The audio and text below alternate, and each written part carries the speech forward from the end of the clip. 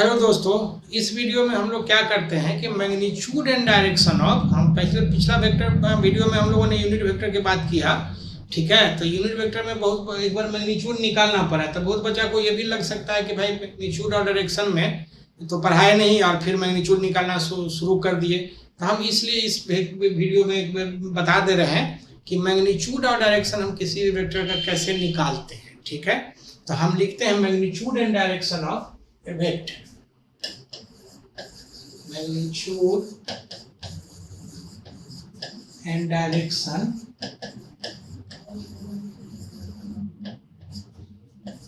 of a vector. किसी भी vector का हम लोग मैग्नीट्यूड और डायरेक्शन कैसे निकालते हैं। तो पहले हम मैग्नीट्यूड की बात करते हैं या डायरेक्शन दोनों साथ ही लिखते हैं। हम लिखते हैं ए में इन टू डायमेंशन या फॉर टू डायमेंशन। ठीक है, तो टू डायमेंशन में अगर हम लिखते हैं तो आप समझ सकते हैं कि टू डायमेंशन ये x हो गया, ये y हो जाएगा, ये P पॉइंट है जहां पे कोऑर्डिनेट होगा x और y।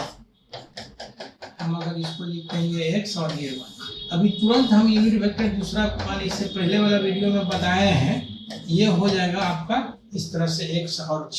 ठीक है, तो हम वेक्टर अगर इसका नाम दे दें तो हम इसको कुछ हेड टेल नियम से बात करना चाहें जो वेक्टर एडिशन में पढ़ाए हैं, तो हम लोग लिख सकते हैं कि ओपी वेक्टर जो हो जाएगा ये OQ vector plus QP vector हो जाएगा। ओक्यू वेक्टर को हम लिख सकते हैं एक्स और आई और ये हो जाएगा वाई जी। एक्चुअली है क्या कि यूनिट वेक्टर जो हम यूज करते हैं तो वैल्यू के साथ साथ ये डायरेक्शन बताता है उसमें, क्योंकि यूनिट वेक्टर का मैग्नीट्यूड 1 होता है, तो मैग्नीट्यूड 1 होता है तो उससे तो कुछ होना नहीं है, मैग्नीट्यूड पे कोई फर्क नहीं पड़ना, लेकिन डायरेक्शन साथ में ये दे देता है। ठीक है, तो ये ओपी वेक्टर हो गया। ठीक है ना, अब अगर हम मैग्नीट्यूड के लिए लिखते हैं फॉर मैग्नीट्यूड अगर निकालेंगे तो ओपी का अगर हम मैग्नीट्यूड लिखें तो उस राइट एंगल ट्रायंगल से आप एक चीज गौर से देख लो कि ओक्यू का स्क्वायर प्लस क्यूपी का स्क्वायर आएगा।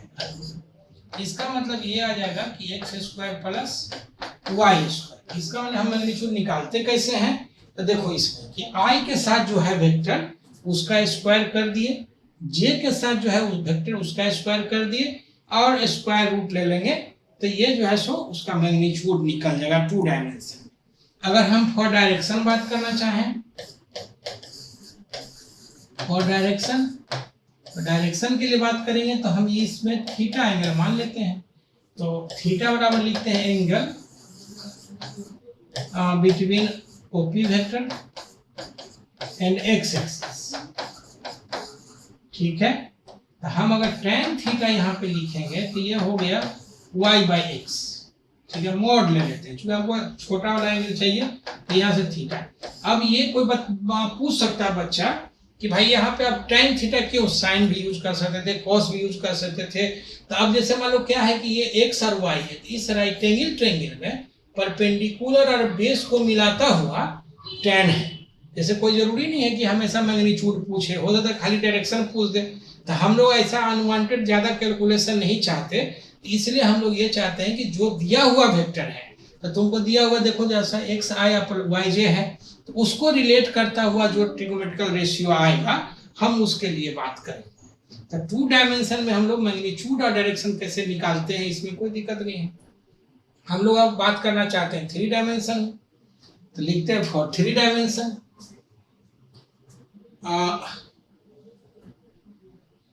ए में, तो बी में हम लिखेंगे, बी में लिखेंगे फॉर थ्री डायमेंशन। अगर 3D है तो हम लोग कैसे निकालेंगे, तो 3D के लिए अगर हम लोग फिगर देखना चाहते हैं तो जरा सा पहले फिगर देख लें, उसके बाद हम इसको मैग्नीट्यूड लिखना बताते हैं। ये हो गया P पॉइंट, इसका कोऑर्डिनेट हो गया x, y और z। ठीक है, और यहां से हम लोग बात करेंगे, ये हो गया कुछ इस तरह से ऐसे, ये हो गया यूनिट वेक्टर लिखेंगे x की तरफ i, ये हो गया j और ये हो गया k। अगर वेक्टर फॉर्म में लिखना चाहें तो इसको हम लोग क्यू देते हैं, इसको टी दे देते हैं। तो ये हेड, इसके ये यू और ये यू, मतलब ये कि हम ओपी वेक्टर लिखेंगे। इसको थोड़ा ठीक से लिख देते हैं, ठीक नहीं लग रहा है, ठीक ना। तीर को हम अगर लिखेंगे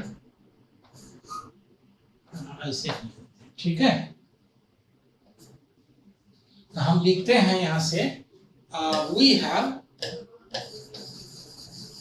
ओपी वेक्टर। अगर लिखते हैं तो देखो गौर से, ओपी वेक्टर लिखेंगे तो ये हो जाएगा OT vector plus P Q vector, head के नियम से, प्लस क्यू पी वेक्टर। क्यों? तो ओटी के हेड पे इसका जो है टी क्यू का टेल है तो ये जुड़ेगा, और टी क्यू के हेड पे क्यू पी का टेल है, ये तीनों इस तरह से जुड़ जाएगा। हम अगर इसके लिए लिखेंगे तो ओटी की जगह देखो बहुत गौर से, तो एक्स आई लिख सकते हैं, टी क्यू के जगह पे हम जेड के लिख सकते हैं, और ये जो है सो वाई जे लिख सकते हैं। जरा गौर से इसको देखो, थोड़ा ठीक लिख देते हैं, इसको थोड़ा रीअरेंज कर लेते हैं। सो ओपी वेक्टर जो हो जाएगा, दिस इंप्लाइज कि ये एक्स आई प्लस वाई जे प्लस जेड। देखो यही चीज हम वहां लिखे थे, ठीक ना, जिसको कि मतलब थोड़ा सा सुविधा होनी चाहिए थी या समझ में आना चाहिए था। बाय द वे किसी भी वेक्टर को 3 डायमेंशन में हम ऐसे लिख सकते हैं। नाउ फॉर मैग्नीट्यूड, अगर हम मैग्नीट्यूड के लिए बात करेंगे, नाउ फॉर मैग्नीट्यूड के लिए अगर हम लोग बात करते हैं तो हमारे पास 2 ट्रायंगल है इसमें। तो एक तो 2 राइट एंगल ट्रायंगल है, एक ये है ऐसे और एक राइट एंगल ट्रायंगल ये है, ठीक है। तो हम लिखते हैं in triangle, right angle triangle O Q P, तो ओपी का स्क्वायर लिखते हैं तो दिस इज ओ क्यू का स्क्वायर प्लस क्यू पी का स्क्वायर, ये आ जाएगा, ठीक है। अगर ओ क्यू मिल जाए तो मामला खत्म। तो हम लिखेंगे इसके लिए in triangle O T Q. अगर इसमें चाहोगे तो ये एंगल जो है इसमें 90 डिग्री है, एंगल क्यू 90 डिग्री, ठीक है। इसमें अगर चाहोगे तो ये है एंगल टी 90 डिग्री, ठीक है। इसके लिए अगर हम लोग बात करेंगे इन दिस ट्रायंगल, तो स्वाभाविक है कि ये हो जाएगा ओ क्यू स्क्वायर बराबर इस O T square plus T Q square. So finally हम लिखेंगे, सो फाइनली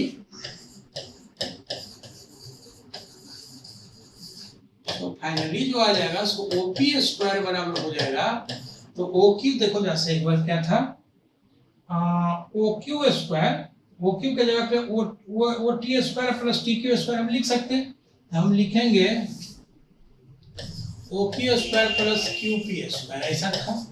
और इसके जगह पे हम लिख सकते हैं O T square plus T Q square plus Q P का स्क्वायर, हम इतना लिख सकते हैं। दिस कम्स टू कि ये आ जाएगा एक्स स्क्वायर, ओ क्यू देख लो, ये आ जाएगा जेड स्क्वायर और ये आ जाएगा वाई स्क्वायर। मतलब थोड़ा अगर हम ओपी बराबर लिखना चाहें तो ये हम लिख सकते हैं x square plus y square plus z square.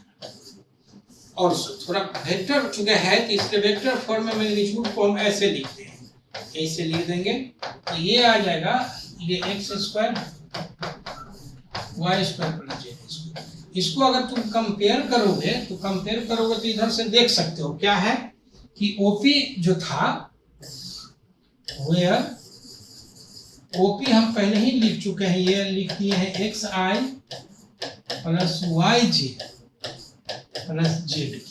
मतलब ये कि किसी का अगर मैग्नीट्यूड निकालना हो तो हम कैसे निकालेंगे, आई के साथ जो है उसका स्क्वायर, जे के साथ जो है उसका स्क्वायर और के के साथ जो है उसका स्क्वायर। मतलब इस तीनों का स्क्वायर करके जोड़ के रूट अगर ले लेंगे तो ये मैग्नीट्यूड निकल जाएगा, तीसरा है, ठीक है। अब अगर हम लोग मैग्नीट्यूड के लिए बात करते हैं तो ये मैग्नीट्यूड हम 3D में निकाल सकते हैं। अब रही बात डायरेक्शन, तो फॉर डायरेक्शन इन 3D, ठीक है, very interesting, for direction in 3D, ठीक है। इसमें हम लोग पहला लिखते हैं बाय यूजिंग टेंजेंट्स। टेन चूंकि हम लोग 2 डायमेंशन में टेन यूज किए थे तो इसलिए हम लोग टेन यूज करके देखना चाहते हैं। तो अब जरा सा देखो कि डायरेक्शन के लिए हम लोग बात करते हैं कि ये x, ये y और ये z है। ये P पॉइंट हो जाएगा जिसका कोऑर्डिनेट है x, y, z। ये यहां से आ जाएगा,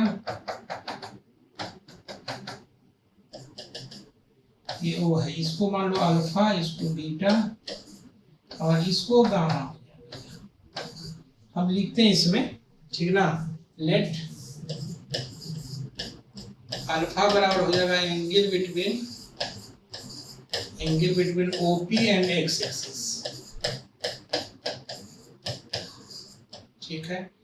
बीटा बराबर हो जाएगा angle between OP and y axis, और गामा बराबर हो जाएगा angle between OP and z axis, ये हो जाएगा, ठीक है। अब हमारा क्या है इसमें कि जैसे हमको tan निकालना है, ठीक है, बाय यूजिंग टेंजेंट्स लिख रहे हैं, इसे हम कोसाइन नॉर्मली लिखते हैं, लेकिन हम दोनों दिखाना चाह रहे हैं कि हम कौन माने direction cosine, why direction cosine are used.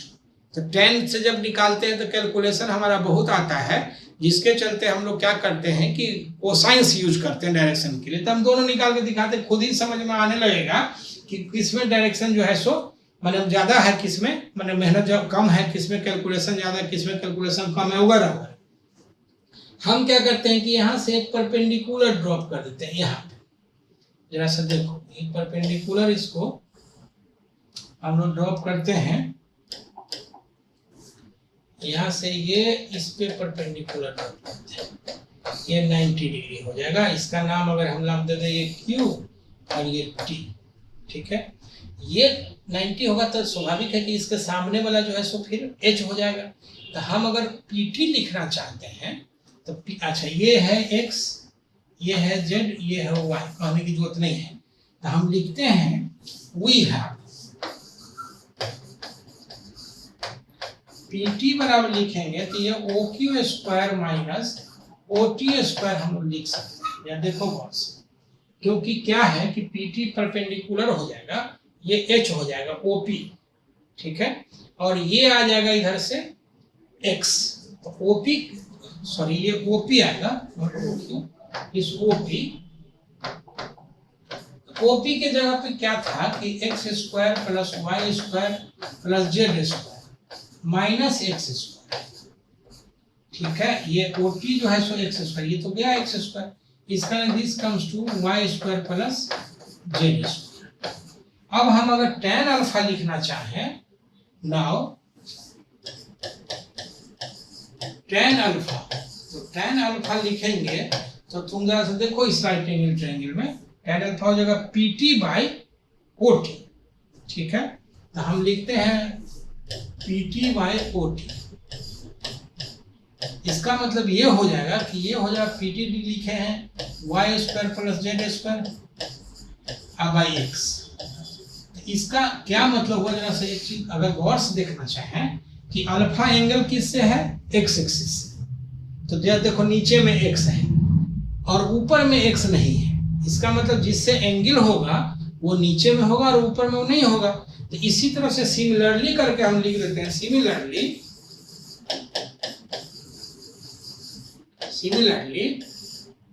tan beta लिखते हैं। देखो tan बीटा y एक्सिस है तो नीचे में y होगा, ऊपर में y नहीं होगा, इसका मतलब x स्क्वायर z स्क्वायर, ठीक है। एंड tan गामा लिखेंगे तो z एक्सिस है तो नीचे में z होगा, ऊपर में z नहीं होगा, तो x स्क्वायर y स्क्वायर। मतलब ये हो गया कि हम इसमें अल्फा बीटा गामा 3 डायमेंशन में हम लोग अगर डायरेक्शन हम निकालना चाहें तो हम इस तरह से tan alpha tan beta tan gamma लिखेंगे। लेकिन इसमें एक दिक्कत है, दिक्कत क्या है कि बार बार कैलकुलेशन करना पड़ रहा है, ठीक है। तो बार बार कैलकुलेशन करना पड़ रहा है, मतलब ये हो गया कि हम अगर यहीं पे एग्जांपल एक देखना चाहें, find direction by using tangents, मान लो हम एक छोटा सा एग्जांपल यहाँ पे, हम आगे भी बात करेंगे टेंजेंट्स। OP अगर मान लो कोई वेक्टर लिखते हैं, this is 3i plus 4j plus 5, ठीक है। सॉल्यूशन, हम अगर tan यूज करना चाहें तो हम लिखते हैं tan अल्फा। तो इधर देखो tan अल्फा क्या है, तो x से है तो x नीचे में रहेगा, ऊपर में x नहीं रहेगा, तो ये 16 और 25, इसका मतलब ये हो जाएगा √41, अब y हो जाएगा 3। tan बीटा, ये y एक्सिस एंगल है, इसका नीचे में y रहेगा, ऊपर में y नहीं रहेगा, तो 3 3 9, और ये हो गया 25, तो ये हो गया √34/4। और tan गामा z एक्सिस से है तो ये नीचे में रहेगा 5, ऊपर में नहीं रहेगा, तो 3 3 9 और 16, मतलब 5/5। ठीक है, इसका मतलब यहाँ से हम लोग अल्फा बीटा और गामा निकाल सकते हैं। ठीक है, अब रही बात ये, इससे आसान तरीका क्या है, तो हम लिखेंगे by using cosines to find direction,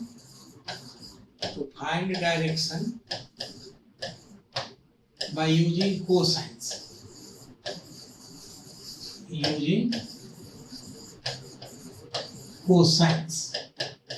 माने cos यूज करेंगे। अब इसके लिए हम अगर देखना चाहें तो एक बार पहले फिर से एक बार फिगर बना देते हैं। ये x हो गया, ये y हो गया, ये z हो गया। और बात करते हैं हम यहाँ पे p, x, y और z।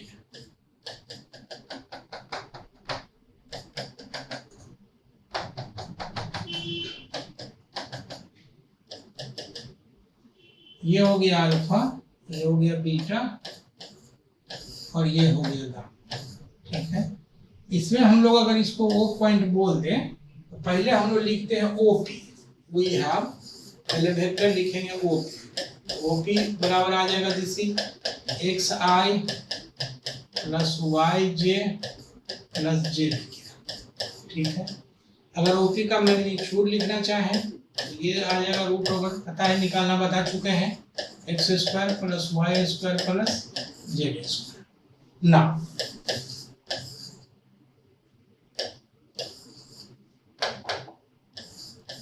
अगर हम अब cos अल्फा लिखना चाहें तो cos अल्फा जरा सा देखो, अगर अब यहाँ से एक परपेंडिकुलर ड्रॉप, हालांकि उसकी जोत है नहीं, लेकिन परपेंडिकुलर ड्रॉप कर दो, ये 90 डिग्री हो जाएगा। तो ये है x, ये है y और ये है z।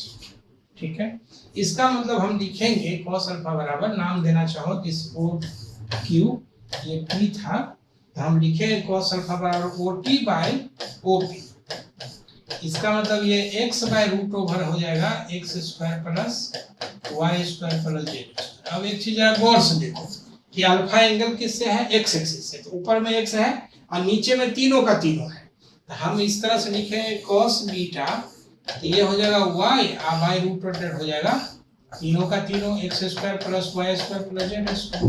इसी तरह से अगर cos गामा हम लिखना चाहें, cos गामा, ये z एक्सिस है तो z और y √, हो जाएगा x² plus y² plus z²। मतलब ये हो गया कि हम अगर एंगल निकालना चाहें तो tan में क्या होता है कि हमको बार बार कैलकुलेशन करना पड़ता है। ठीक है, और cos में क्या है कि एक बार मैग्नीट्यूड रूट में निकाल लिए, अब x में, y में, z में हम डिवाइड कर देंगे तो हमको डायरेक्ट मिल जाएगा। इसीलिए हम इसको, क्योंकि डायरेक्शन निकालने के लिए यूज करते हैं, that's why they are called the direction cosines. इसलिए हम लिखते हैं so finally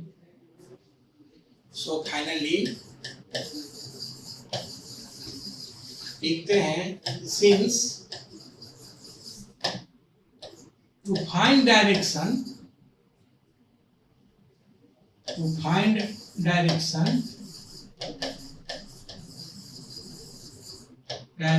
in 3D,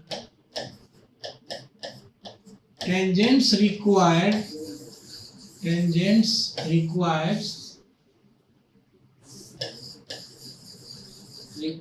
more calculation.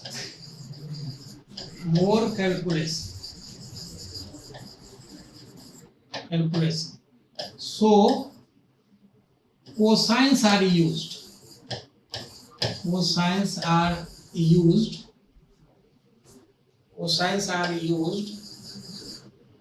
for finding the direction,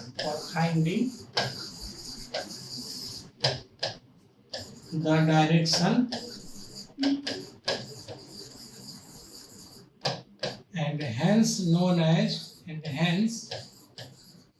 known as the direction cosine, and hence known as the direction cosine. Direction cosine मतलब कहने का ये कि direction निकालने के लिए कॉस यूज करते हैं, इसलिए डायरेक्शन कोसाइन। इसका मतलब ये कि 3 डायमेंशन में हम जब डायरेक्शन यूज करेंगे तो tan यूज नहीं करेंगे। ये तो क्लियर हो गया। हालांकि हम निकालना बता दिए हैं, हम 1-2 सवाल भी उस पर कर देंगे और सब सवाल करेंगे तो ये क्लियर हो जाएगा अपने आप, ठीक है ना, कि मतलब कैलकुलेशन tan में ज्यादा चाहिए, ठीक है ना। और इसीलिए हम लोग लिखते हैं सो या अच्छे से हेंस लिख दो, हेंस अब लिखते हैं, ठीक है। अब हेंस में लिखेंगे, क्या लिखते हैं, देखो कॉस अल्फा, इसको हम एल बोलते हैं, क्योंकि ये बहुत ही इंपॉर्टेंट है, मैथ में स्पेशली बहुत यूज होता है। x² y² z², एम बोलते हैं, ये इसको हम कॉस बीटा बोलते हैं। ये y बाय हो जाएगा √अंडर y² एंड n बोलते हैं, इसको हम कॉस गामा बोलते हैं। ये हो जाएगा z bye √under x² plus y²। और ये तीनों को हम लोग डायरेक्शन कोसाइन बोलते हैं, डायरेक्शन कोसाइन। अब इस पे क्या है कि हम लोग इस पर अब 1-2 सवाल करके दिखाते हैं कि डायरेक्शन कोसाइन कैसे क्या करते हैं। लेकिन उससे पहले यूनिट वेक्टर और डायरेक्शन कोसाइन में एक रिलेशनशिप है, ठीक है, तो उसको हम जरा एक बार देख लेते हैं, ठीक है। तो हम लिखते हैं relationship between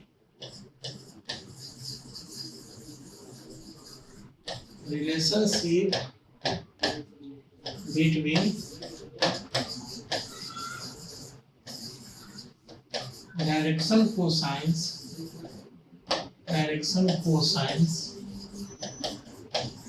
and unit vector very interesting, ये हम लोग बात करते हैं, ठीक है। Relationship between unit vector and direction cosines या direction cosines and unit vector. तो हम इसको पहले एक बार फिगर से दिखा देते हैं। क्या देखो, ये x, ये y, ये हो जाएगा z, ये P पॉइंट आ जाएगा, ये x, y, z हो जाएगा। हम इसको 3 डायमेंशन थोड़ा सा बना दें इस तरह से, ये x, ये y, ये z है, ये OP वेक्टर है। तो हम अगर OP वेक्टर लिखते हैं, OP वेक्टर ये आ जाएगा x i y j z, ठीक है। OP का मैग्नीट्यूड लिखेंगे, लिखेंगे √x² y² प्लस z²। ना अगर यूनिट वेक्टर अलॉन्ग OP लिखते हैं हम, यूनिट वेक्टर अलॉन्ग OP, ये OP वेक्टर अब इसका मॉड हो जाएगा from definition of unit vector. इसका मतलब ये हो जाएगा xi plus yj plus z, y इसका मैग्नीट्यूड हो जाएगा x² plus y² plus z², ठीक है। इसको थोड़ा अलग अलग लिखते हैं, x by √x² y² plus z² i, y by लिखेंगे √x² plus y² plus z, z by लिखते हैं √x² plus y² plus z² किए। मतलब एक लाइन में मतलब ये हो गया कि अगर यूनिट वेक्टर हम निकाल दें किसी का, तो आप जरा गौर से देखो, this implies unit vector along OP लिखेंगे तो ये हो जाएगा cos alpha i cos beta j plus cos gamma k। माने ये यूनिट वेक्टर निकालने से डायरेक्शन कोसाइन अपने आप निकल गया। कैसे?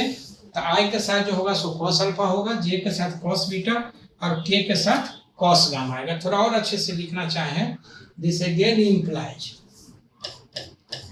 यूनिट वेक्टर अगर OP लिख दें तो ये हो जाएगा Li plus mj plus n k, हम ऐसे लिख सकते हैं।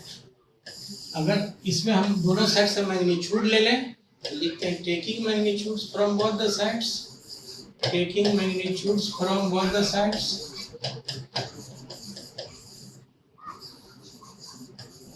From both the sides.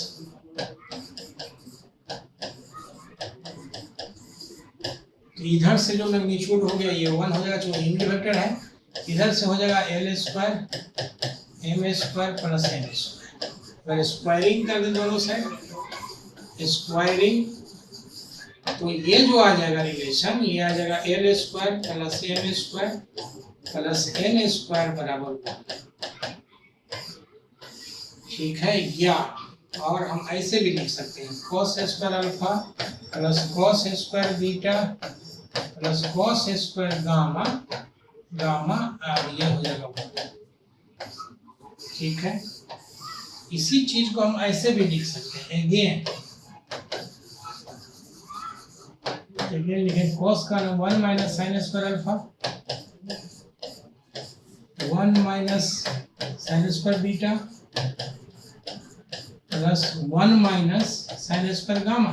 अगर इसमें लिखा है बराबर हो जाएगा 1, इसका उधर ले जाएंगे सब, तो दिस फर्दर इंप्लाइड कि sine square alpha plus sine square beta plus sine square gamma, gamma और ये हो जाएगा 2। मतलब एक रिलेशन साइन में आ गया, एक रिलेशन कॉस में आ गया। तो इस चीज को हम लोग बार बार यूज करेंगे जहां जरूरत पड़ेगा। मतलब हमारा कहने का मतलब यह है कि unit vector, direction, cosines, magnitude वगैरह जो हो गया, तो हम लोग इसमें किस तरह से कैसे बात करते हैं ये चीज क्लियर है। मतलब ये कि किसी भी वेक्टर का अगर डायरेक्शन कोसाइन निकालना हो तो आप कुछ मत करो, उसका यूनिट वेक्टर निकाल दो। जैसे एक एग्जाम्पल हम दिखाना चाहते हैं, ठीक है, लिखते हैं example, find the direction of the following vectors, of the following vectors। हम पहला लिखेंगे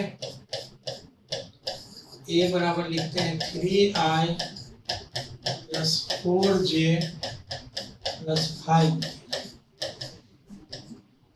दूसरा में लिखेंगे b बराबर minus 3i plus 5j plus 4k।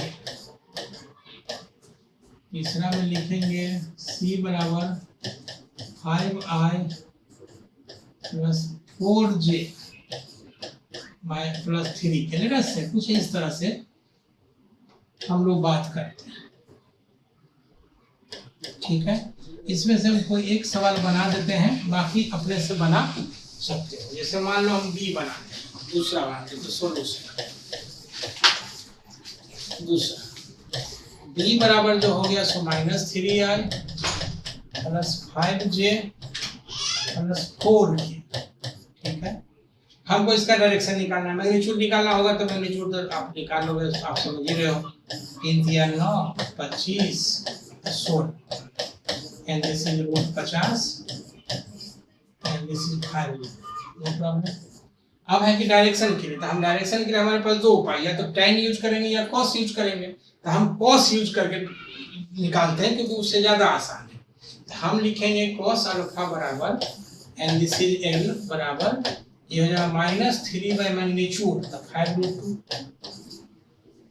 cos beta बराबर lm ये हो जाएगा 5 बाई 5√2 और cos गामा बराबर ये हो जाएगा n ये हो जाएगा 4 बाई 5। कहने का मतलब साफ है कि यहाँ से हम लोग अल्फा बीटा गामा मतलब डायरेक्शन कोसाइन निकाल सकते हैं। ठीक है, हम चाहें तो इसमें और भी सवाल बने जिसे बना सकते हैं। इस पर हम लोग अगले वीडियो में कुछ सवाल करेंगे, यूनिट वेक्टर, डायरेक्शन, कोसाइन, ये सारा मिल करके मतलब 3 डायमेंशन का हम लोग ज्यादा डिस्कस करेंगे। इसको थोड़ा सा तो ज्यादा सही रहेगा। इस वीडियो में थोड़ा सा बहुत लंबा नहीं खींचना है, ठीक है। 3D का हम लोग डिस्कशन और unit vector, direction, cosine, magnitude, ये सारा से रिलेटेड सवाल हम अगले वीडियो में इसमें करेंगे, ठीक है। तो ज़्यादा ठीक है। Thank you so much. Hope कि मतलब वो समझ में आ रहा होगा और वेक्टर पढ़ लिया बढ़िया से, तो ये मान के चलो कि 65% सिलेबस कवर हो गया। ये अभी नहीं लग रहा होगा, लेकिन हम जब बताएंगे आगे, जैसे जैसे पढ़ाएंगे तब बताएंगे कि देखो ये पढ़ा दिए हैं, देखो ये पढ़ा दिए, ये इस पर आधारित है, ये तो लगेगा कि अरे ये तो फिजिक्स में कुछ है ही नहीं, तो फिजिक्स बहुत आसान हो जाएगा। इसलिए इस पर हम लोग ध्यान देंगे। आज जो है सो हम लोग वेक्टर के क्लास में बहुत सारी बातें कर लिए थे, लेकिन उसमें वो बेसिकली जो है सो इंट्रोडक्शन था, मैंने उससे बहुत प्रॉब्लम बनना नहीं था, ठीक है ना। वो एक्चुअली हम लोग सिखा रहे थे वेक्टर कि कैसे हम लोग वेक्टर मैंने डिफिनीशन है तो ये है, तो मैंने मेन है कि अभी जो हम लोग बात करेंगे तो हम लोग इसमें बात करते हैं कि मैंने सवाल जो है वेक्टर का, तो इसलिए मैंने थोड़ा देर हम लोग सवाल के लिए बात कर लेते हैं कि अभी जितना चीज़ पढ़ाए हैं उस पर हम लोग कैसे कैसे सवाल बनाते हैं, ठीक है ना। जैसे magnitude, direction, unit vector, direction cosines वगैरह हम बताए थे कि अगर 2 डायमेंशन है तो उसमें हम जो डायरेक्शन निकालते हैं उसमें tan theta y by x करके निकाल देते हैं, जहाँ थीटा x एक्सिस से एंगल है, ठीक है। अगर मान लो कि 3 डायमेंशन है तो उसमें हम tan भी यूज कर सकते हैं और cos भी यूज कर सकते हैं, लेकिन cos यूज करना ज़्यादा आसान है, तो इसलिए हम लोग क्या करते हैं कि डायरेक्शन कोसाइंस लिखते हैं, ठीक है। मतलब सिंपल सा है सिचुएशन कि हम लोग कोशिश ये करते हैं कि हमारे पास अगर बहुत सारा ऑप्शन सवाल बनाने का है या हमारा अप्रोच ज़्यादा बहुत सारा है, तो जो आसान अप्रोच है हम उसको यूज करते हैं, ठीक है ना। ऐसे हम सब सवाल बनाते हैं, तो इसमें हम लोग लिखते हैं प्रॉब्लम्स बेस्ड, ठीक है। लिखते हैं problem based, problem based on magnitude, direction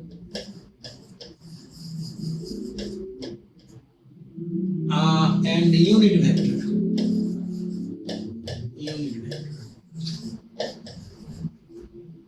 मतलब ये हम चाह रहे हैं कि इसमें जो है सो एक प्रॉब्लम, यानी इस पर एक वीडियो प्रॉब्लम्स का हो जाए, जिसमें कि ये समझ में आने लग जाए कि हम लोग प्रॉब्लम्स कैसे बनाते हैं इस पे। तो जैसे मान लो कि हम मैग्नीट्यूड और डायरेक्शन पे बात करते हैं, तो हम लोग क्वेश्चन नंबर 1 लिखते हैं find the magnitude and direction, magnitude and direction of following vectors,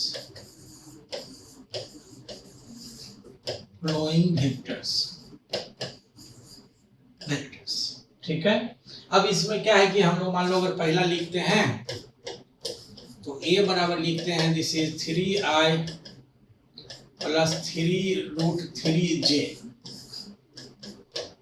दूसरा लिखते हैं b बराबर लिखेंगे तो -3i प्लस 3√3j, ठीक है। अगर तीसरा लिखते हैं इसमें तो BCD ABCD जो भी है इस तरह से कर सकते हैं, तो लिखेंगे c बराबर 6i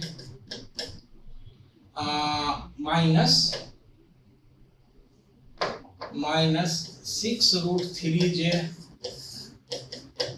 चौथा लिखते हैं तो लिखेंगे BF मान लेते हैं, लिखेंगे -6i माइनस 6√3j।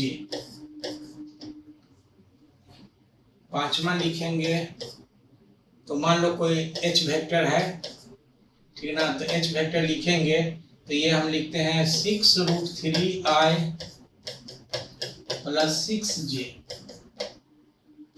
छठा लिखेंगे तो कोई वेक्टर मान लो इसमें हम लोग लिखते हैं F1 वेक्टर का, थोड़ा अच्छा लगेगा, तो ये वेक्टर हो जाएगा मान लो -6√3i प्लस 6j। सातवां लिखेंगे तो ये हो जाएगा F2 बराबर -6√3i माइनस 6j, ठीक है। आठवां लिखेंगे अगर इसमें तो ये हो जाएगा F3 बराबर मान लो ये हो जाएगा 6√3 I माइनस 6। मान लो कि ये 8 सवाल है, सब अलग अलग तरह का सवाल है अपने आप में, ठीक है।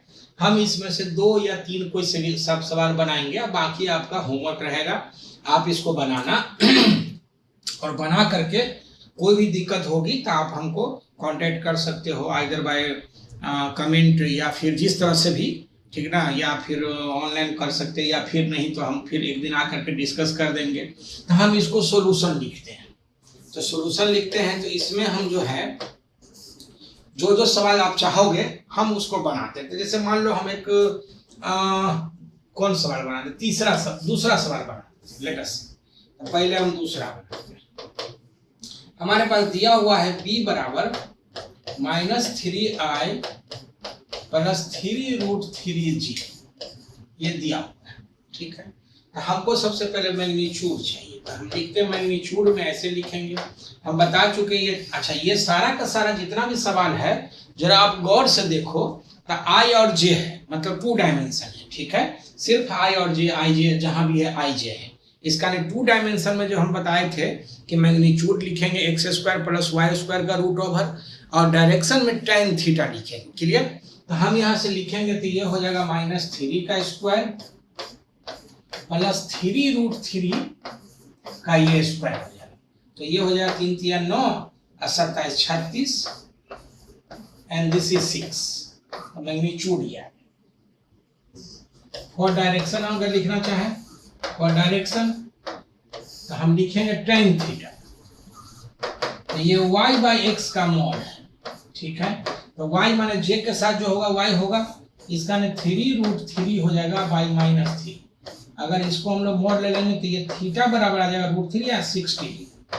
लेकिन जब हम इसको डायरेक्शन दिखाएंगे तो हम ऐसे डायरेक्शन नहीं दिखा सकते, क्यों? क्योंकि x निगेटिव है, जरा देखो गौर से, x निगेटिव है और y पॉजिटिव है, तो हमको ये दिखाना पड़ेगा कि 21 क्वाड्रेंट में होगा। तो हम यहाँ से एक्सिस दिखा देते हैं, ये x, ये y हो जाएगा, ये x डैश हो जाएगा और ये y डैश, ठीक है। tan थीटा में ये थीटा x एक्सिस से एंगल होता है वेक्टर, ठीक है। तो अब हम देखेंगे x निगेटिव, तो x निगेटिव और y पॉजिटिव, इसका मतलब हो गया सेकेंड क्वाड्रेंट में ये जो वेक्टर आ गया ये b ऐसा आ गया और ये एंगल 60 हो गया, इसका मतलब जो आंसर आएगा ये 120 डिग्री आ गया, ठीक है। तो डायरेक्शन में हम इसको लिखते हैं, ठीक ना। सो डायरेक्शन लिखेंगे वेक्टर का कि 120 degree with positive x direction, तो हम लिखते हैं सो, और इसमें लिखेंगे सो the direction of the vector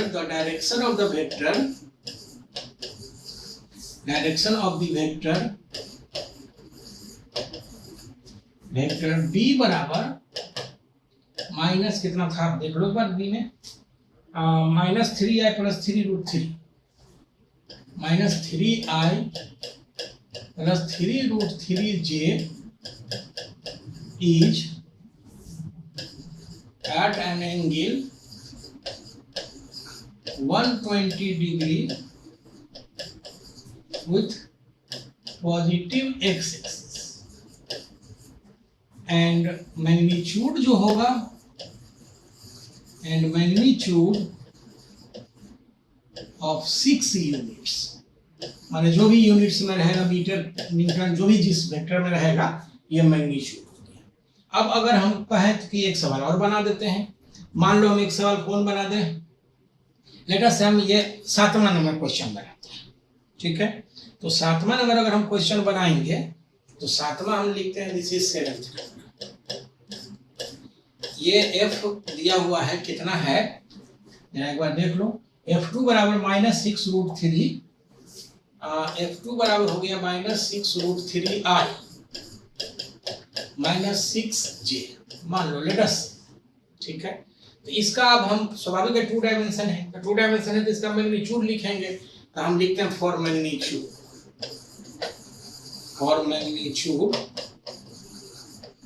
ठीक है।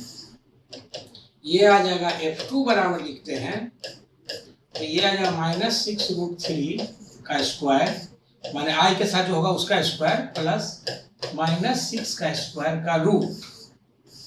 इसका मतलब ये हो गया 36 या 108 और प्लस ये हो जाएगा 36, तो ये हो जाएगा 144, 144 मतलब 12, तो 12 यूनिट्स हो गया इसका मैग्नीट्यूड। अब है कि डायरेक्शन के लिए बात करेंगे, तो हम लिखते हैं फॉर डायरेक्शन, डायरेक्शन लिखेंगे तो हम लिखते हैं tan थीटा। तो स्वाभाविक है y/x, तो y माने जो j के साथ है उसको हम लोग y बोलते हैं, i के साथ है उसको x कंपोनेंट बोलते हैं, ठीक है। तो ये y/x हो जाएगा, इसलिए -6 बाय हो जाएगा 6√3 -6√3, और मॉड ले लेते हैं तो स्वाभाविक है ये 1/√3 आ जाएगा मॉड में, तो थीटा बराबर आ जाएगा 30। ये थीटा 30 तो आ गया, लेकिन हमको इसमें जब रिजल्ट देखना होगा, माने आंसर लिखना होगा, तो आंसर में जरा देखो कि x नेगेटिव है y भी नेगेटिव है, तो आपको चेक करना पड़ेगा इस क्वाड्रेंट में कि किस क्वाड्रेंट में ये पड़ रहा है। तो ये हो जाएगा x, ये y, ये x डैश और ये y डैश। अब देखो कि ये नेगेटिव ऐसे आ जाएगा, ये हो जाएगा 30, ये हो गया F2 वेक्टर, क्योंकि थर्ड क्वाड्रेंट में x भी नेगेटिव होगा और y भी नेगेटिव होगा। क्लियर है। हम जब आंसर लिखेंगे तो हम आंसर यहाँ से लिखेंगे, ठीक है। तो आंसर क्या हो जाएगा 180 या 30, 210 लिखेंगे। सो इसे यहीं पे लिख देते, so the direction of F2 is 210 degree with x axis, माने पॉजिटिव x एक्सिस कहने की जरूरत नहीं है, ठीक है। ये कुछ इस तरह से आंसर आ जाएगा। मैग्नीट्यूड कितना हो गया, तो 12 यूनिट हो गया। इसका मतलब ये है कि हम अगर बात करना चाहें तो बाकी जितना भी प्रॉब्लम्स इसमें दिया हुआ है हमको विश्वास है कि आप बना दोगे, इसमें कुछ नहीं है। 2 हम एग्जांपल कर दिए हैं, ठीक है ना, उसके बाद आप इसमें बनाओ। अब दूसरा क्वेश्चन एक देखते हैं जो 3 डायमेंशन से रिलेटेड है, ठीक ना। तो 3 डायमेंशन से रिलेटेड है, तो हम लिखते हैं question 2, find the magnitude and direction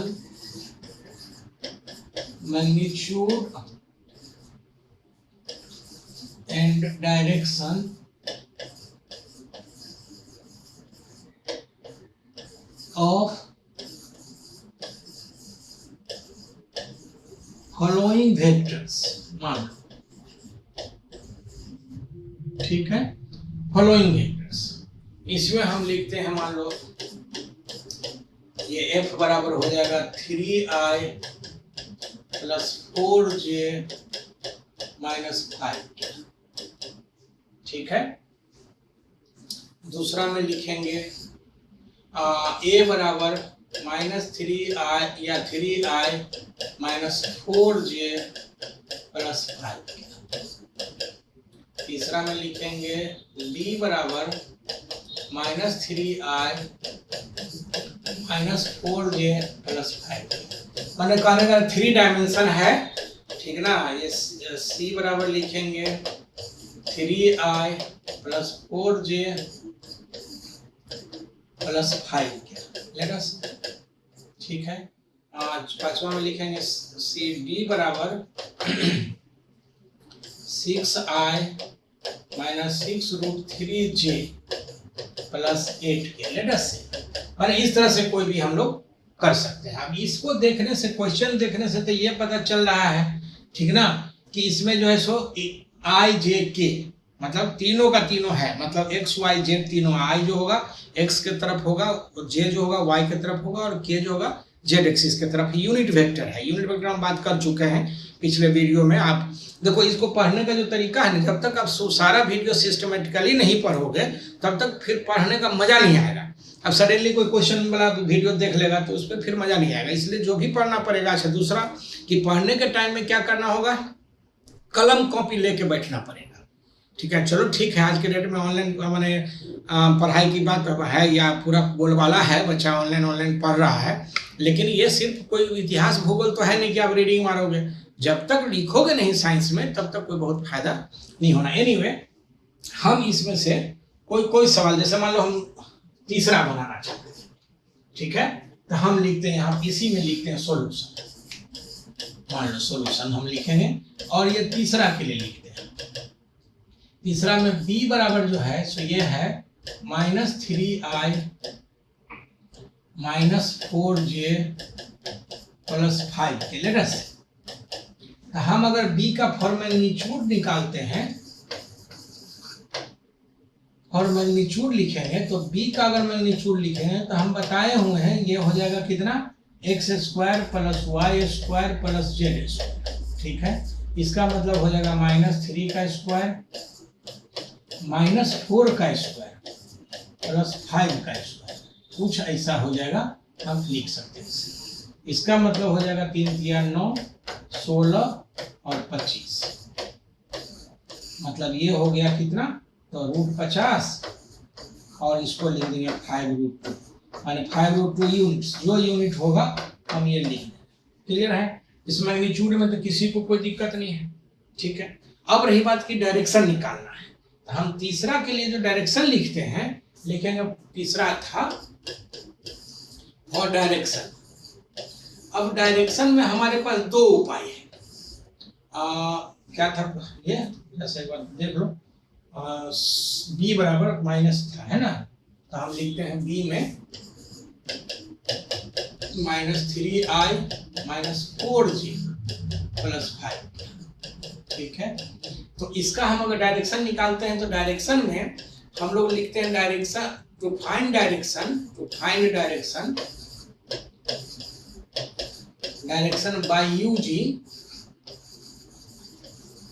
bye using tangents. अब टेंजेंट्स यूज करके अगर कोई डायरेक्शन निकालना हो, अगर मान लो क्वेश्चन में कहते हैं कि टेंजेंट यूज करके निकालिए, तो हम आपको इसमें कहने की जरूरत नहीं है कि यहाँ से लिखेंगे तो x बराबर हो जाएगा -3, y बराबर हो जाएगा -4 और z बराबर हो जाएगा 5।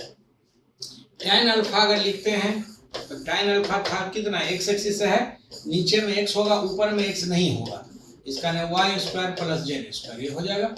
मतलब ये हो गया कि 16 और 25 और y हो जाएगा कितना, -3, इसका मतलब हो जाएगा √41/-3। ठीक है, इसका मतलब दिस इंप्लाइज, अगर हम लिखेंगे कि अल्फा बराबर, तो tan इनवर्स ये √41/-3 हम ऐसे लिख सकते हैं। क्लियर हो गया।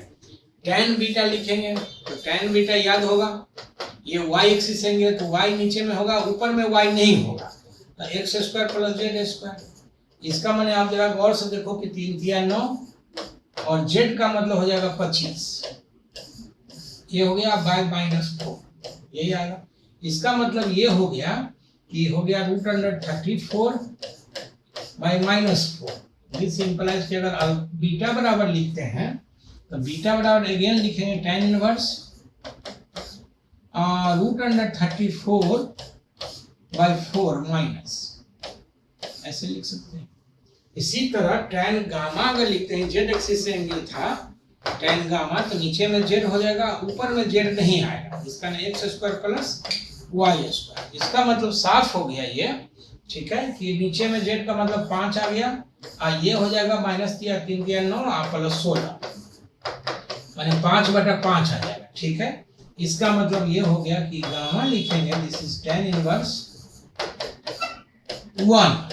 ठीक है, और ये तो सिंपल है कि tan गामा में ये हो जाएगा 45 डिग्री, क्योंकि वो एक वैल्यू जो होगा सी पता है, ये सब वैल्यू पता नहीं है, तो ये हम ये तो टेबल से निकालेंगे, ठीक ना, या फिर ऐसे ही रहने देंगे, ऐसे ही छोड़ देंगे, कोई दिक्कत नहीं, या ऐसा डाटा दिया रहेगा जिससे कि हम ये वैल्यू, जैसे मान लो ये tan इनवर्स 1 आ गया, तो इस तरह से हम लोग निकाल सकते हैं। अब इसमें क्या है कि इसमें tan में दिक्कत क्या है कि सारा बार बार कैलकुलेशन करना पड़ रहा है, आपको दिखाई दे रहा है। ठीक है, तो हम क्या करते हैं इसको कि एक सिंपल सा ऐसा ले लें जिसमें कैलकुलेशन बार बार करने की जरूरत नहीं पड़ेगी। तो हम लिखते हैं इसमें टू फाइंड डायरेक्शन, स्टार्ट करके to find direction by using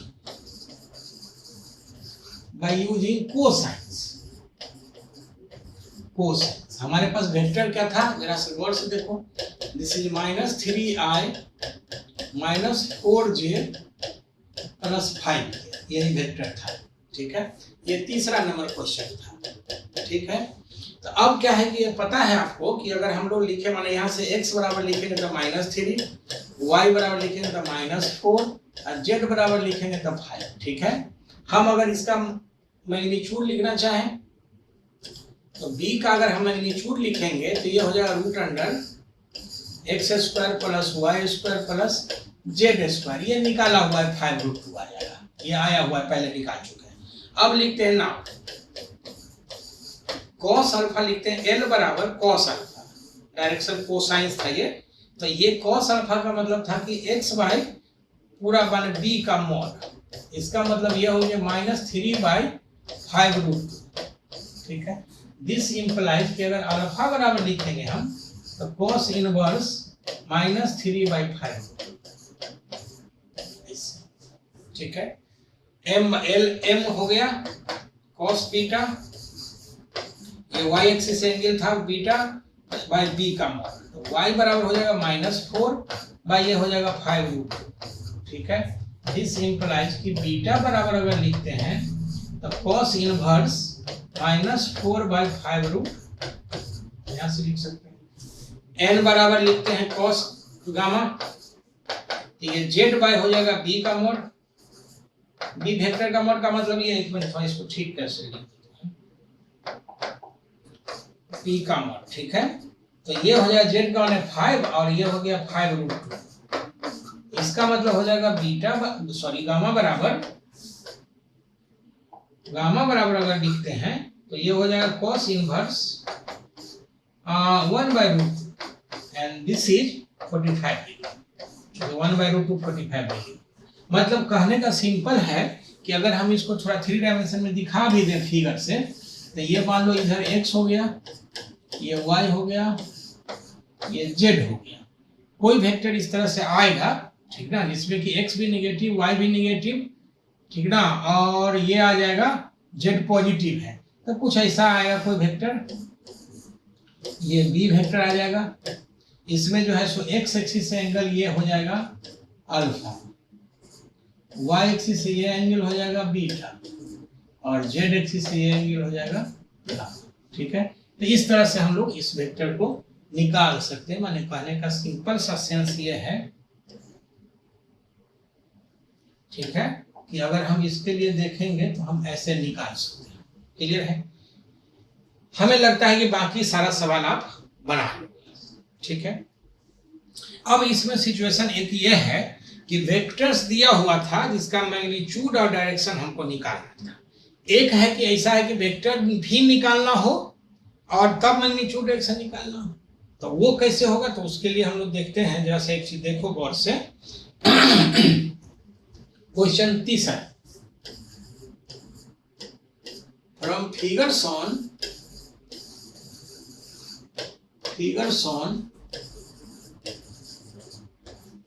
find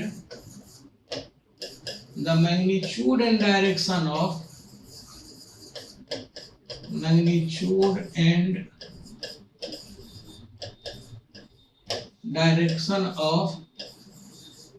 the following vectors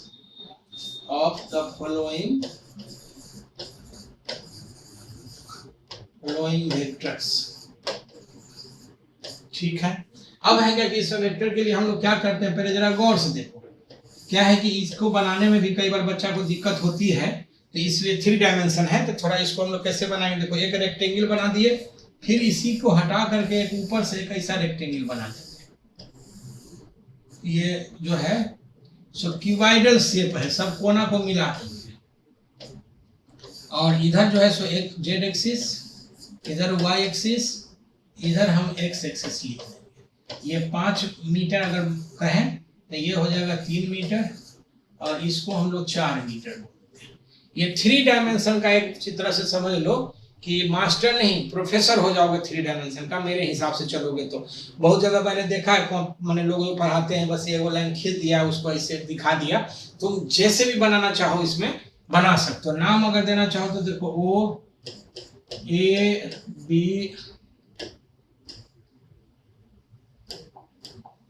ABC DE F G, ठीक है। अब आपको जिसका भी बनाना हो, जिसका भी मैग्नीट्यूडेशन निकालना हो, जैसे मान लो हम पहला में लिखते हैं, हम लिखेंगे पहला में BE, लेट अस से BE। दूसरा में लिखते हैं इसको तीसरा कर दो और क्या, दूसरा में यहाँ लिखते हैं, दूसरा में लिखेंगे AD, तीसरा लिखते हैं, इधर कर लेते हैं, तीसरा में हो जाएगा CF या FC, लेटर से। चौथा में लिखते हैं, ठीक ना, ये हो जाएगा BE तो हो गया, AD हो गया, CF, OG हो जाएगा।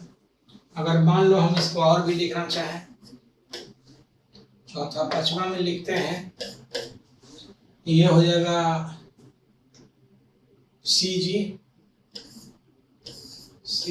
छठा में हो जाएगा, ठीक है, छठा में हो जाएगा CG हो गया, BD, मान लो BD, लेटस।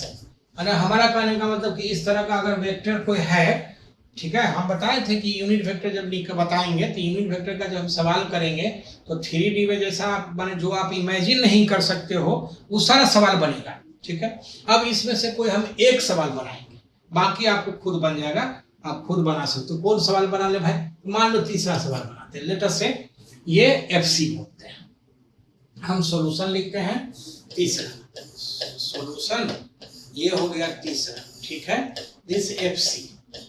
तो सबसे पहले तो हमको वेक्टर चाहिए, क्योंकि उसका मैग्नीट्यूड डायरेक्शन तब आएगा जब वेक्टर हमको मिल जाएगा। अगर वेक्टर नहीं मिलेगा तो फिर मैग्नीट्यूड डायरेक्शन का कोई मतलब बनता नहीं है, ठीक है।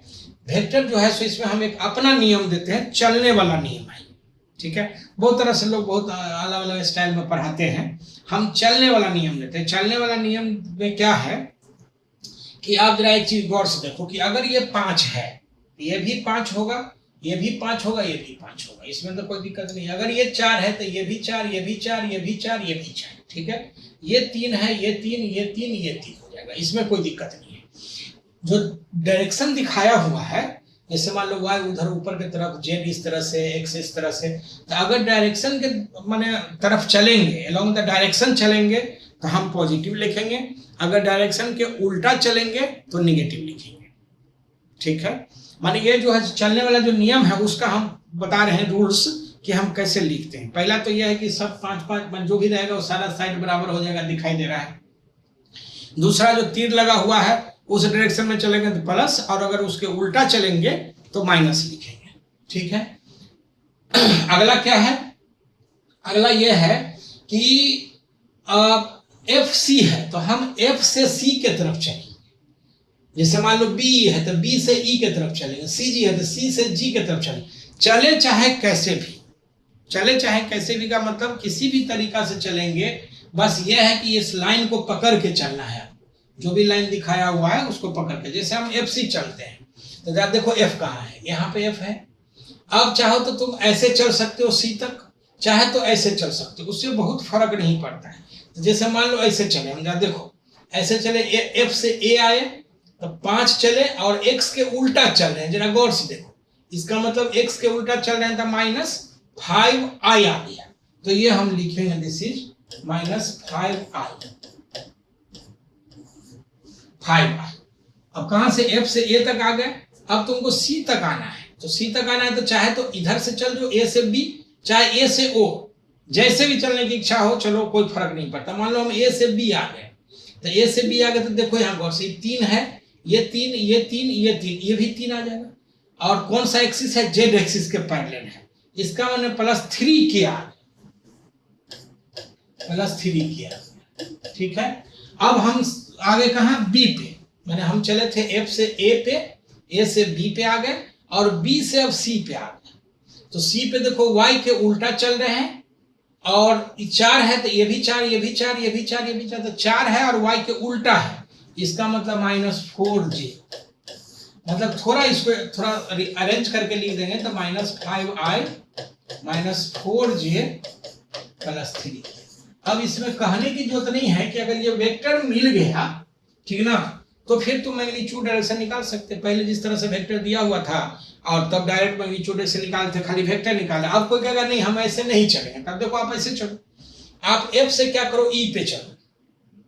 तो पहले हम लोग देखो यहाँ 4 चले और Y एक्सिस है, ये एक्सिस मिलाना पड़ेगा आपको, तभी मतलब ये चलने में मजा आएगा।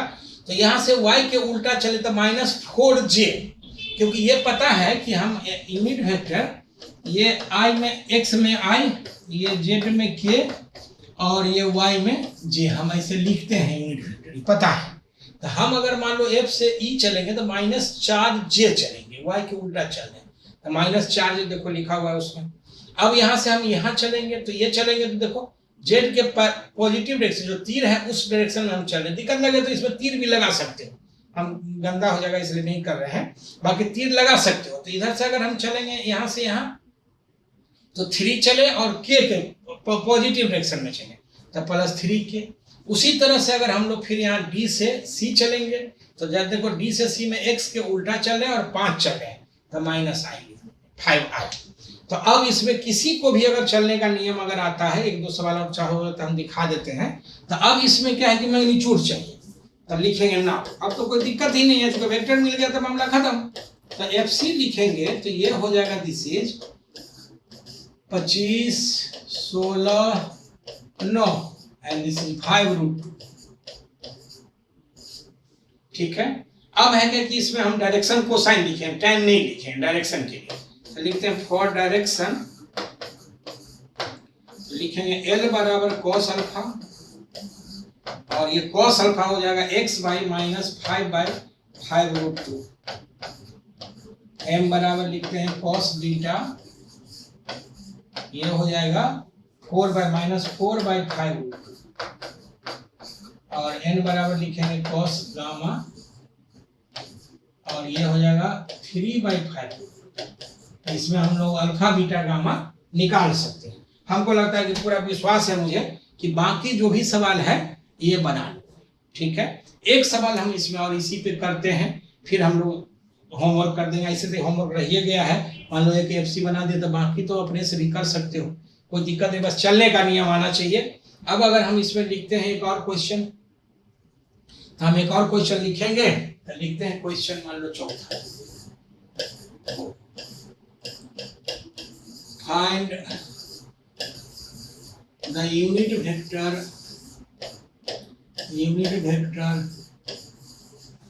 and hence the direction cosine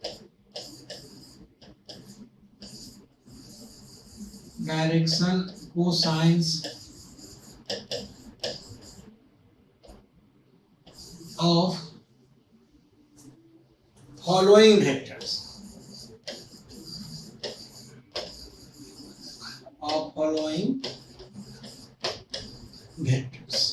clear है। अब है क्या कि फिर हम एक बार जो है सो 3 डायमेंशन में ये जो है सो क्यूब या क्यूबाइडल शेप बनाएंगे। हम फिर एक बार हम सिखा दे रहे हैं कि इस तरह से माने रेक्टेंगल ड्रॉ करेंगे और इस तरह से ये यू इस सब कोना को मिला देंगे। इसमें हम एक्सिस चेंज कर दे रहे हैं, जैसे मान लो ये x हो गया, ये हो जाएगा y और ये हो जाएगा z। पहले तुम्हारा था ये x एक्सिस, ये y एक्सिस, z एक्सिस, लेकिन जो भी हम चेंज करेंगे उसमें क्या करेंगे कि हम एंटी क्लॉकवाइज ये x y z मानेंगे। ये कन्वेंशन है और कोई विशेष बात नहीं है। इसका मान लो 5 मीटर, ये हो जाएगा 3 मीटर और ये हो जाएगा 4 मीटर। क्लियर है। अब इसमें हम अगर नाम दे दें तो हम लिखते हैं O P Q R S T U V। Let's तो हम इसमें लिखते हैं पहला में ये हो जाएगा Q V Q U sorry Q U। दूसरा में मान लो लिखते हैं R V। तीसरा में लिखेंगे तो ये हो जाएगा PS। चौथा में लिखेंगे तो ये हो जाएगा OT, ठीक है। अगर मान लो पांचवा में लिखते हैं, लेटर से पांचवा में लिखेंगे तो मान लो VS, छठा में लिखते हैं तो ये हो जाएगा RV, RP या PR। इस तरह से कोई भी लिख सकते हैं। अच्छा, एक चीज और है कि घूमने में अगर मान लो तीनों एक्सिस हम घूमेंगे, ठीक है, तो तीनों लिखेंगे। अगर दो ही एक्सिस घूमेंगे, जैसे मान लो PR है, सपोज करो, देखो, तो P से R तक चलेंगे तो यहाँ से देखो ये 4 है तो ये भी 4 होगा, नो डाउट। ये 3 है तो ये भी 3 होगा। अब P से हम Q तक चलेंगे तो देखो Z एक्सिस के ऊपर चल रहे हैं, ठीक है। पहले हम मान लो कि इसमें जो है सो PR है, चलो हम एक पहले इसी को बना देते हैं, फिर दूसरा एक बना देंगे। सॉल्यूशन हम लिखते हैं इसमें, तो सॉल्यूशन में पहले छठा ही बनाते हैं PR। अगर PR वेक्टर मिल जाए तो फिर उसका यूनिट वेक्टर और मैग्नीट्यूड डायरेक्शन निकालने में कोई दिक्कत नहीं है, सिंपल, ठीक ना। तो अब हम लिखते हैं यहाँ से PR कैसे होगा, तो P से चाहे जैसे चलो, नो प्रॉब्लम, इधर से पूरा दुनिया ऑल इंडिया घूमते हुए चलो तब भी सेम रिजल्ट आएगा। कैसे आप देखो, दिखा देते हैं। देखो यहाँ से ये चलेंगे +5i, ये Z के उल्टा सॉरी ये Y है तो ये लिखेंगे +5j, ठीक है। यहाँ से x के उल्टा चल रहे हैं तो -3i, यहाँ से चलेंगे +4k, फिर यहाँ से चलेंगे तो देखो जो y हम इधर से उल्टा चले थे ये फिर माइनस हो गया, खत्म हो गया, तो बच गया खाली y, खत्म हो गया, बच गया x और k, माने z एक्सिस का और x एक्सिस का जो कंपोनेंट है वही बच गया। तो इस तरह से जैसे लिखो। अब यहाँ से देखो, हम यहाँ से लिखेंगे तो ये लिखेंगे 4 और z एक्सिस के तो 4k, तो हम लिखते हैं दिस इज 4k, ठीक है। और फिर Q तक आगे P से, अब उसके Q से R चल रहे हैं तो देखो R है, ये 3 है तो ये सब 3 होगा, 3 होगा, 3 होगा, 3 होगा। तो Z एक्सिस के उल्टा चल रहे हैं तो -3k, माने Z एक्सिस x एक्सिस ना, तो -3i, ठीक है, तो -3i, सॉरी 3i, ठीक है। अब है कि इसको थोड़ा अरेंज करके लिख देंगे तो लिखेंगे -3i प्लस j तो है नहीं, +4k। अब है कि इसका मैग्नीट्यूड लिखते हैं, तो चूंकि यूनिट वेक्टर लिखने के लिए ये आ जाएगा, दिस इज 3 या 9 और ये हो गया 16, ये हो गया 25, 5 आ गया। तो यूनिट वेक्टर अगर हम लिखते हैं यूनिट वेक्टर PR इसे लिखते हैं तो इसका नाम PR बाय PR का मॉड, ये यूनिट वेक्टर का डिफिनीशन है। PR का मॉड, इसका मतलब हो जाएगा -3i + 4k बाई 5, ठीक है। तो ये यूनिट वेक्टर। अब इसी में हम बताए थे कि cos अल्फा cos बीटा इसको अलग अलग कर दो। अलग अलग का मतलब ये आ जाएगा -3/5i + 0j + 4/5k। अब इसमें लिखोगे तो सो ऑल्सो L बराबर हो जाएगा cos अल्फा, ये हो जाएगा -3/5, m बराबर हो जाएगा cos बीटा 0 और n बराबर हो जाएगा cos गामा 4/5। कहने का मतलब ये हो गया कि इसमें जब इतना निकल गया तो हम अल्फा बीटा गामा निकाल सकते हैं, यहाँ पे कोई दिक्कत नहीं है। तो एक मान लो PR है, उसी तरह से और कोई भी बना लो, जैसे सपोज करो कि हम कौन बना दें, चलो OT बना लेते हैं चौथा। तो सबसे पहले तो OT वेक्टर मिलना चाहिए और OT वेक्टर मिलेगा तभी हम उसका मैग्नीट्यूड डायरेक्शन वगैरह या यूनिट वेक्टर निकाल सकते हैं, जो भी निकालना है। तब हम क्या करेंगे, O से T तक चलेंगे। जब देखो तो यहाँ से जो है सो हम पहले ऐसे चल, या तो देखो तब चलने का तरीका देखो, या ये या फिर यहाँ से ये यहाँ तक आएंगे, यहाँ तक आएंगे, यहाँ तक आएंगे, या यहाँ से ऊपर चले जाएंगे, ऐसे करके ऐसे आ जाए, जैसे चलना चाहो यार, चलो कोई फर्क नहीं पड़ता। बस चलने वाला नियम हम एक बार फिर से ब्रीफ कर दे। चलने वाला नियम क्या है कि पहला वेक्टर से दूसरा वेक्टर चलेंगे। जैसे OT अगर चलना है तो O से T तक चलेंगे। O पॉइंट देख लो कहाँ है, T पॉइंट देख लो कहाँ है, पहला। दूसरा ये है, ठीक ना, कि इसमें अगर हम लोग ये चीज देखना चाहें कि तीर के डायरेक्शन में चलेंगे तो प्लस लिखेंगे, उसके उल्टा चलेंगे तो माइनस लिखेंगे। ठीक है, जितना वैल्यू ये है रास्ता पकड़ के चलेंगे, कहने का मतलब ये, तो जितना वैल्यू ये है वही वैल्यू सब ये सब रहेगा। 3 है तो ये 3, ये 3, ये 3, 4 है तो ये वगैरह वगैरह। तो हम OT लिखना चाहते हैं, तो ओ सेट की तरह देखो यहाँ से यहाँ तक चले तो 5J y में चल रहा है प्लस में, यहाँ से यहाँ चले देखो Z एक्सिस का तो 4K, और यहाँ से यहाँ चल रहे हैं तो 3I। इसका OT बराबर हो गया 3I plus 5J plus 4K। तो हम लिखते हैं, पहले देखो कितना नंबर था, चौथा नंबर, ठीक ना। तो हम चौथा नंबर में सॉल्यूशन लिखेंगे, सॉल्यूशन चौथा नंबर। तो ये OT बराबर जो लिखते हैं ये हम एक बार फिर से दिखा देते हैं कितना हो जाएगा। या देखो O से T तक दिस इज 5J, जो y एक्सिस के पैरेलल लाइन खींच रहे चल रहा है, तो 5J लिखेंगे, कोई बात नहीं 5J, ठीक है, प्लस फिर देखो, ठीक ना, उसके बाद यहाँ से यहाँ गए, यहाँ से यहाँ चले 4Z एक्सिस के पैरेलल लाइन खींच चल रहा है तो 4K, तो ये 4K लिखते हैं, लिखेंगे प्लस 4K, ठीक है। अगर फिर वहां से चले तो यहाँ से यहाँ चले, अब यहाँ से T पे आना है, चूंकि O से T पे जाना है, रास्ता पकड़ के जाना है, ये नहीं कि चिड़िया और डायरेक्ट उड़ जाएंगे, ऐसा नहीं कर सकते, ठीक है ना, रास्ता पकड़ के चलना पड़ेगा। तो यहाँ से आएंगे तो दिस इज 3I, तो ये आ जाएगा प्लस 3I। तो इसको थोड़ा अरेंज कर देते हैं तो अच्छा लगेगा, 3I plus 5J plus 4K, ये आ गया, ठीक है। अब इसका अगर मैग्नीट्यूड लिखते हैं, OT का मैग्नीट्यूड अगर लिखेंगे तो दिस विल बी 3 3 9, ये हो गया 25, ये हो गया 16, ये आ जाएगा √50, कैलकुलेटेड ऑलरेडी है, ये 5√2 आ जाएगा। सो फॉर यूनिट वेक्टर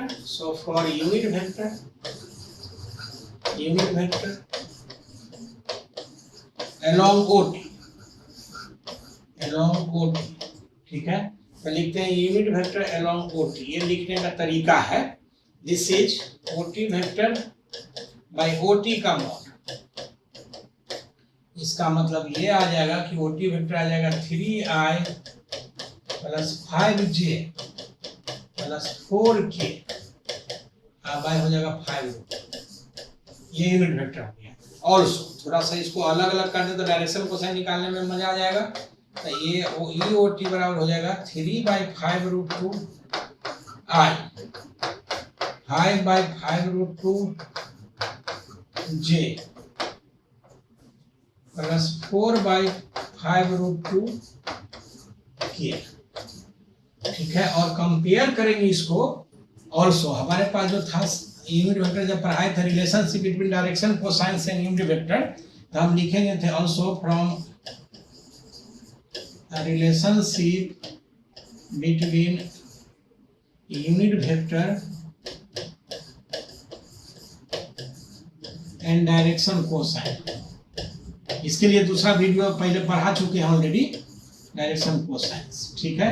अब यूनिट वेक्टर लिखते हैं, इसमें किसी भी वेक्टर के लोग लिखेंगे, जैसे इसी में हम OTL लिख दें तो ये हो जाएगा cos alpha I plus cos beta J plus cos gamma K on comparison.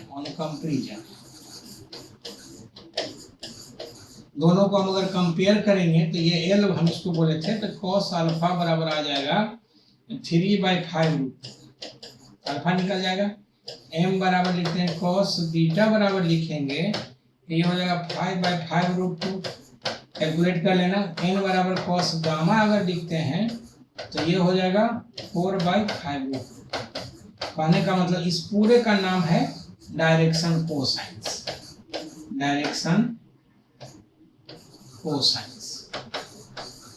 मतलब 3D में हम लोग जो डायरेक्शन निकालते हैं, ठीक है ना, उसको हम लोग डायरेक्शन कोसाइन से डायरेक्शन निकालते हैं। हम समझते हैं कि बाकी का जो भी इसमें सवाल था वो बन जाएगा, इसमें कोई दिक्कत नहीं होनी चाहिए। देखो क्या है कि फिजिक्स का थ्योरी पढ़ाना और न्यूमेरिकल सिखा देना बनाना दोनों अलग अलग बात है। तो ये विश्वास करो कि हम तुमको फिजिक्स सिखा देंगे और IIT लेवल तक सिखा देंगे, NIT नीट लेवल तक सिखा देंगे, गारंटी। इसकी वो तो थोड़ा सा पढ़ोगे 2-4 चैप्टर तो समझ में आने लग जाएगा कि हम क्या पढ़ाते हैं या क्या समझाते हैं, ठीक है। बाकी तभी कुछ नहीं बोल सकते, वो तो देखोगे तो समझ में आएगा कि क्या हो रहा है, ठीक है। चलो ठीक है, हम अगले वीडियो में बात करेंगे इसमें। हालांकि और सवाल था इसमें, लेकिन हम अभी इस पर सवाल अब नहीं करेंगे, हम एक वीडियो सवाल कर दिए हैं। अगले सवाल में हम लोग, जो याद होगा कि हम लोग जो रिजल्टेंट वेक्टर की बात कर रहे थे या रूल्स था एडिशन का, वेक्टर रूल फॉर एडिशन, उसमें मोर देन वन वेक्टर्स का एनालिटिकल मेथड छुटा हुआ था। तो उसको अब हम लोग निकालना चाहते हैं कि अगर मान लो कि हम लोग कैसे ऐड करेंगे, कैसे उसमें अगर सब्सट्रैक्शन करना होगा तो हम कैसे करेंगे वगैरह वगैरह। तो अगला वीडियो में हम मोर देन 2 वेक्टर्स, 2 वेक्टर के लिए तो पैरेललोग्राम रूल था, p² + q² + 2pq cos θ resultant आ गया था, इसका हम डिस्कशन ऑलरेडी कर चुके हैं। अब जो है सो अगर 2 से ज़्यादा वेक्टर कहीं पे काम कर रहा हो तो हम फिर उसके लिए कैसे करेंगे, तो वो चीज़ हम अगले वीडियो में इसमें बात करेंगे, ठीक है। Thank you.